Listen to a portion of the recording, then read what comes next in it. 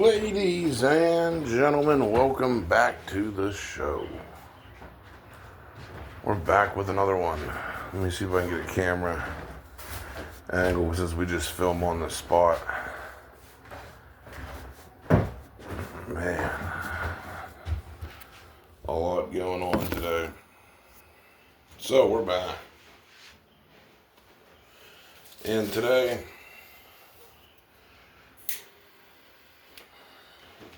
we're going to have a discussion on a lot of shit. Silver back up to 70. I told everyone it was a good time to buy Eagles when they were at like 67. Like, would have been a great time to buy.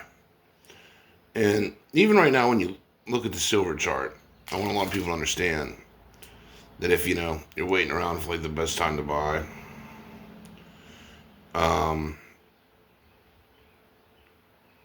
we were just at $90 a couple weeks ago. And you're getting in for 70.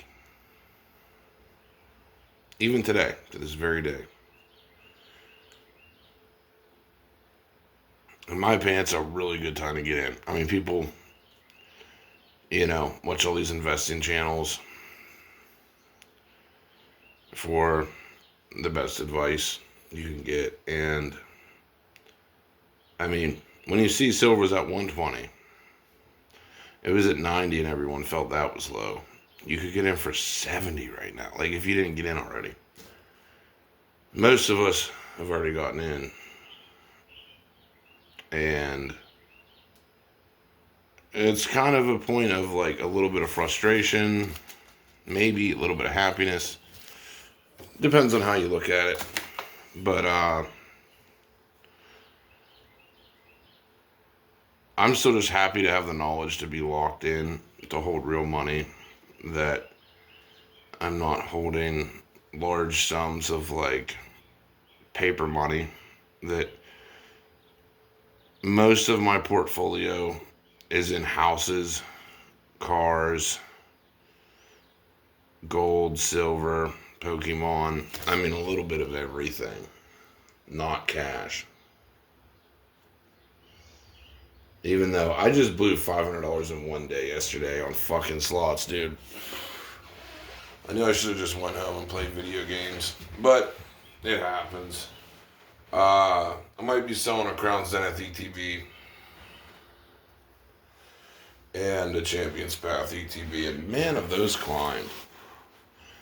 Like, Champions Path's at like 200 an ETB. I bought like tons of them for 80.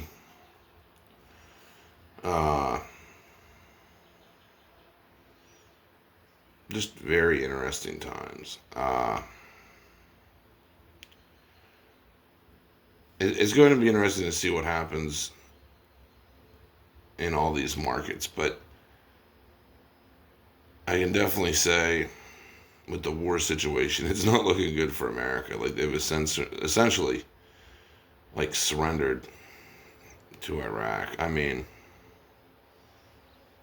it's not really on our terms, so it's not looking good for the dollar. And I don't know why the markets think it is, but they're going to be in for a rude awakening when it really shifts. And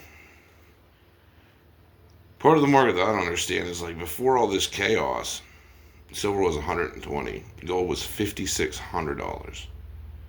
Now, during some of the more chaotic times in life, they're both like at a joke of a price. Like, gold's like 42 or 4,300. I mean, it's recovered, but it's like a month ago, $5,000 was a great buy for gold. I mean, it really was. And you're getting in at, a basement price right now. Yeah. So, wanted to cover over that. What's the next thing I wanted to cover over?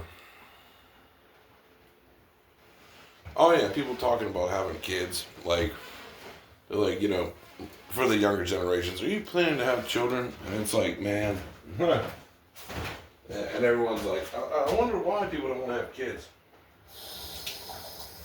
Like, I wish I could just run over the numbers with this, and this ties into something about college that you'd have to pay back $1,000 a month if you go to college. You're gonna get about 100K in debt to make 4,800 a month, which that may sound good, but you get 40% taxes, so you're down to like literally 2,800 ish, and then you have to pay your $1,000, so you're down to like what 10 1,800. And this is after going to school, dude. 1,800 a month, and it takes a while to pay back your college. When just working a normal job, like making not like just a normal minimum wage job, but just like a normal like $20 an hour job, is going to produce the same thing as going to college. Like a normal job, like not my first job, because my first job I ever got sucked, but like my third job I ever got, I was making so like 3K a month or 3,800 a month. It was like 3,500 a month ish, in that range, and I had no debt. You know what I mean? Like I had no college debt, and it's like you're literally better off starting at that playing field than going to college. I mean, it really is a straight scam. Like unless you become a doctor or a lawyer, and those require longer periods of schooling, so it's really just a scam. Like I don't know if you're really into college or whatever, sure. And it's funny because the neighbor of this house I just bought, I went to school with this kid. He was a genius. This kid's one of the smartest kids I'd ever met. He was homeschooled, really intelligent. He's still very smart. He didn't go to college. I expected him to. And he's like more rednecky, like drives the truck and basically works on houses and does the same shit I do, really. Uh, that it's like everybody at some point wakes up to that. But like, I want to just go over an old salary that I used to make, 3,500 a month, and like that's like considered decent for a working person. And hell, like I'll even give myself decent numbers too. Like let's say if I bought this house and I have a $650 a month mortgage, so I know that isn't going to be for most people. Like we'll probably say about like an 800 ish a month mortgage. You're down to about 2,800 a month if you made 35, and then you still have to pay like for gas, which would be another 400 a month usually. So you're down to like 24. Then you have to pay your car insurance and all that. Your car insurance. If you have a car payment, you're down to like about 2-ish. So I got renting the car in there, so or like what your mortgage on your car would be. So you're at like $2,000 a month. And what else you gotta pay? Health insurance usually, so you're down to like 15. And what else am I leaving out? Oh, bro, I didn't even do taxes on that 28. God damn it! I knew there was a catch. So on your 3,500, you get taxed 40% of that. So that's like your 1,500 gone. Like that all goes to taxes. So you're at zero really, if you're working. Okay, like breaking out the math on my little board here. How's the younger generation affording kids and to live in a home? By the way, like it really is like it's staggering to hear. It really is, and it's funny. I forgot to change the electric bill for this house. and this boomer came by that sold me the house. She see my pipe job and she goes, aren't you gonna fix that? Like, is that how you're gonna leave it? And it's like, what if I do? You know. Meanwhile, I could fix the problem, but I end up spending like more money. It's like, fuck no. Like, it works, But I could make smaller pipe. Eventually, I might make smaller pipe and run it out here. But the point is, the younger generations are just like hyper fucked. And someone needs to buy some of my damn Pokemon cards because I need some money too. I have like very little in cash. Like I have like everything invested in other stuff because the dollar terrifies me that much. That you really are better off having your money invested than if you need money for something like sell an ounce of gold or sell some Pokemon boxes, and you're right back. But college really is just a scam, man. I mean, well, the whole system's a fucking scam to begin with. But I watched a speech the other day. And there was a guy. He was like, we want to leave America a better place for the younger generations. We've continued to leave America a better place for the younger generations, and that really stuck with me because I'm like, you cocksucker. Like, you didn't leave the younger generations better off, you motherfucker. Like, you didn't leave them better off. Like, what I just described to you is like an impossibility. And I mean, like, that's what they've left the younger generations with, is like working for nothing. And the most important part I want to talk about is people were talking about, having kids. And someone said, you can afford an eighth of a kid. And someone said, why would you want to have children anyway in this world? Like, they have to just live, work forever, and be debt slaves. Like, that is essentially what the human experience has came down to. Is just work your entire existence away until you get old. And then everything you saved will go to the healthcare industry. Like, that sounds so depressing, bro. But it's like, that's where we're at. Like, that is where we're at. It's rather disturbing. That, like, I couldn't even imagine if you're throwing kids into this and you haven't, like, already set up, like, a crazy investment portfolio. I just don't know how people just do it just through working, it's crazy out there. But what are we on, 13 minutes? I'm trying to think if there's anything else I wanted to talk about in this video. So we have silver being a good buy right now. Gold's not a terrible buy, but I would just get silver. Pokemon vintage has been going up a lot. Like Expedition Muse, like 88 grand. Which that card I understand to be 88 grand, but the Gengar from Ascended Heroes is like tremendously expensive and I'm back at 10. I don't know. It's so weird right now. But yeah, I'm just kind of holding the line on most of all my Pokemon stuff, but God, if anybody wants a case of Fusion Strike, bro, 6,700, it's yours. First print run case. Someone buy something, bro. One of you fuckers buy something. I need to sell like 10 grand and shit. Just stay away from my team up booster box. But, like, still case of Fusion's a fire investment. I hate to even sell it yet because I think I think Fusion will eventually be like a $2,000-$3,000 box, but so I hate to sell it early. Look, I actually have a ripped open pack of Fusion, but yeah, so buy my Pokemon.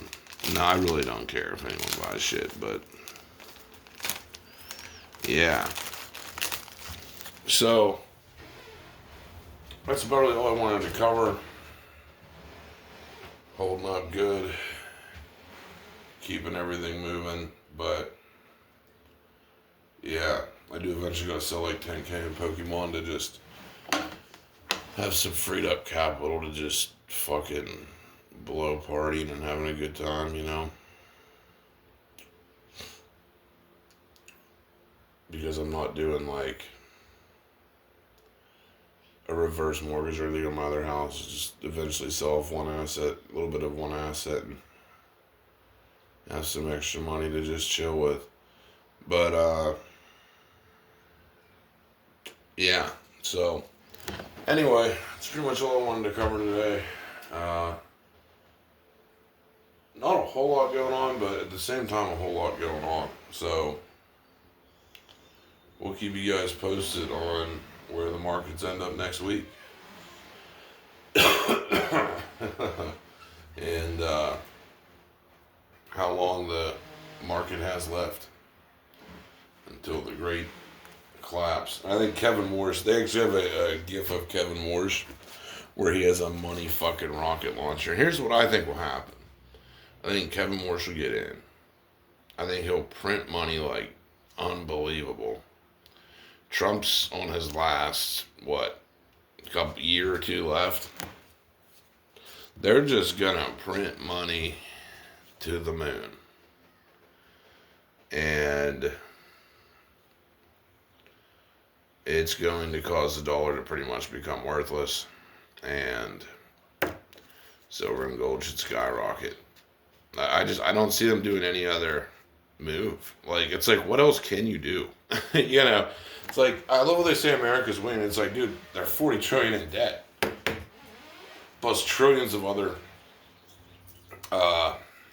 dollars in debt. Like, what are they really going to do? Like, what can you do? You know?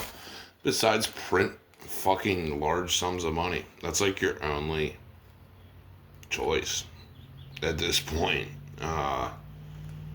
Yeah, like I don't know what else people would expect them to do. I don't know what the market's thinking, but pretty soon it's not going to matter what the market thinks. It's just going to be so blatantly obvious that they're just going to print and print and print and print and print.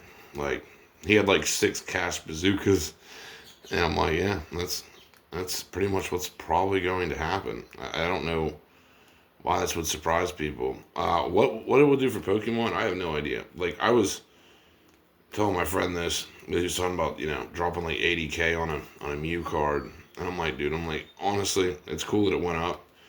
I'm like, but once these Pokemon cards start hitting like 80 grand, like, you got to start worrying. Like, is anybody, like, I understand shit's strong now, but it's like, is anybody actually going to buy this shit for like 80 grand for one card? I mean, surely you would think, but at the same time, they might not.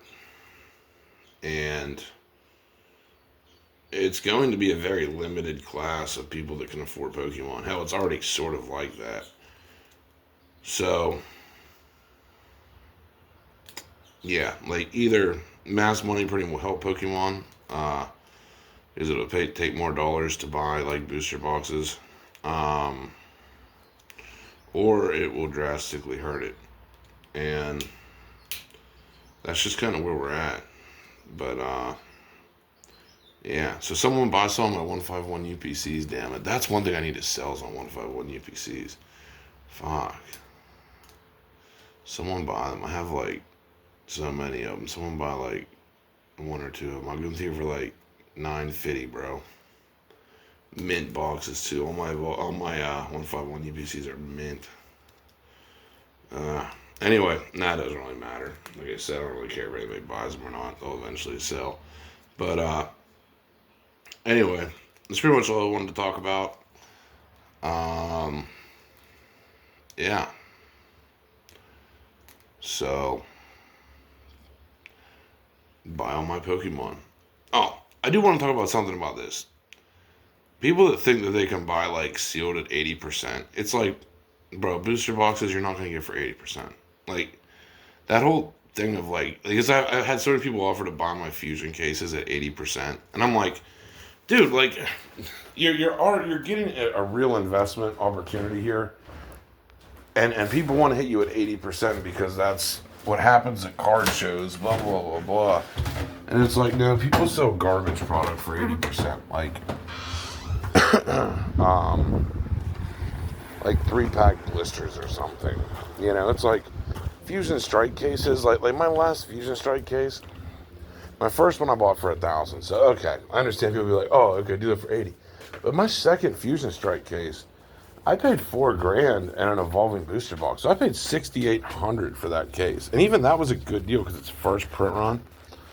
Shit should be like $7,000 to $8,000, and like people want to buy it for like $5,500 because it's 80% marketed, and it's like, dude, where on God's green earth are you gonna find a Fusion Strike first print run case for $5,500? Like, get fucking real.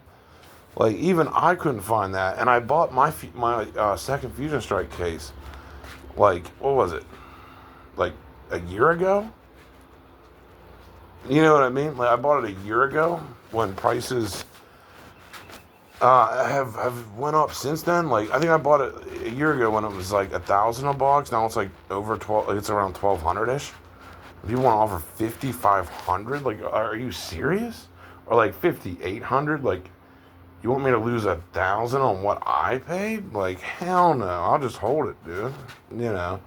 But it's because of this 80% thing. And it's like, when it comes to sealed booster boxes, like, you're getting them as an investment, you know, not as something to just like quick flip. Like if you hold on to that case another like 2 or 3 years, like, you're probably going to triple your money anyway. You know what I mean? And people will still be like, oh, 80%, or I'll just pass it by. You know, I don't know. It's a wild way of thinking. But anyway, that's pretty much all I wanted to cover. Yeah. So basically, like, that's what I would do at Pokemon all the time. Is like, you'd have people want to pay like 80%. Like I had Charizard UPCs listed for $600, the cases, for a case of 4, and people wanted to pay 80% market. And it's like, now look at you. Like, they're $2,500 a case, and you didn't take it for 80% market because you were being cheap. You know what I mean? Like, and you just missed out on the majority of the gains because you wanted to save 20% in the moment. Anyway, it's pretty much all I wanted to cover, though, because I've done the same thing. I've passed up on some deals, but like, I've genuinely paid up for sealed. Like, sometimes, like, if the market really justified it, like, I would pay up for it. Like, same with Team Up. Like, when Team Up was $8K, like, yeah, like, I fucking paid $8K, and now I got a lot of the gains from it, you know. And I had people try to like lowball me whenever I bought it for $7. It's like, now you can't even find it for under 14. So I don't know. Like, being a cheapskate in Pokemon, bro. I understand everybody wants to get a good deal, but it won't get you far. Like, it gets you much farther just buying and holding for a couple years at least. But anyway, that's all I wanted to cover this one. Hope you guys enjoyed it.